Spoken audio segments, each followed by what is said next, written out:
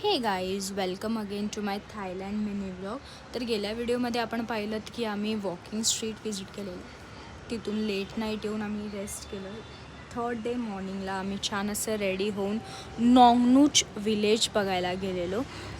तर तुम्ही पाहू शकता असे छान एलिफंट्स वगैरे आहेत. तिथे तुम्ही फीड करू शकता एलिफंटला. तिथे बनानाज असतात, ते तुम्ही घेऊ शकता. ते 100 बातला तुम्हाला बनानाज तिथे अवेलेबल आहेत.